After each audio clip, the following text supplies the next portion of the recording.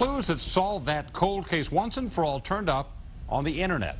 Action News reporter Cheryl Choden is standing by live in the newsroom tonight with a remarkable story for us. Cheryl? Remarkable and tragic. In September of 1982, the body of a woman was found 27 miles offshore and deep in the Gulf of Mexico by fishermen. No one knew it was Amy Rose Hurst from Waterford Township until her son, now grown, did some searching. I always waited, and always wondered if that one day she'd come walking through the door, or someone would call me and say, hey, this is your mom, but in the back of your mind, you're always thinking, she's never coming back. I had a little bit of hope that someday she'd come home, but in my heart I knew that she wasn't alive just because she wouldn't desert my brother and I. It's been nearly 30 years since their mom, Amy, left Waterford Township, moved to Florida with a new husband, and then disappeared. But tonight, Jeff Early and his sister Lisa have some answers, although unsettling. They know their mom was murdered, wrapped in this Afghan and bedspread, thrown into the Gulf of Mexico with a chain around her waist, a cement block attached to it. I was angry. I've had so many emotions. My emotions have been running rampant for a week. I can't sleep. I'm just constantly thinking, what happened? It's just been crazy. It's surreal.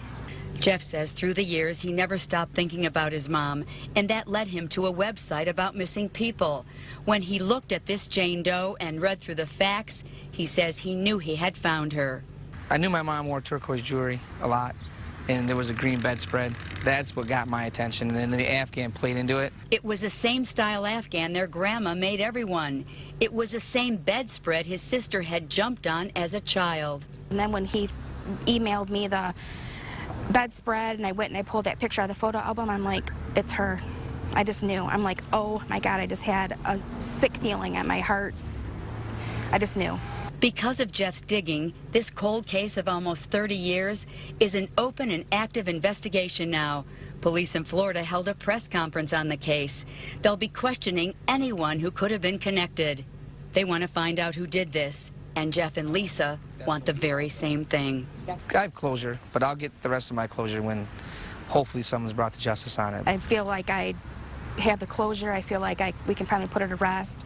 She deserves that. She didn't deserve the fate that she was handed. Now, finally, it was Jeff's DNA that made the match, and they found that out just a few days ago. Jeff and Lisa tell us not only are they hoping to eventually see their mom's killer brought to justice, they want to bring her remains back home so she can rest in peace in the proper way, and they can have some peace as well. In the newsroom, I'm Cheryl Choden, Channel 7 Action News. Wow, pretty amazing, Cheryl, the power of the internet and for her kids to solve it. I mean, amazing. So hopefully someone will be brought to justice. Thank you much, Cheryl.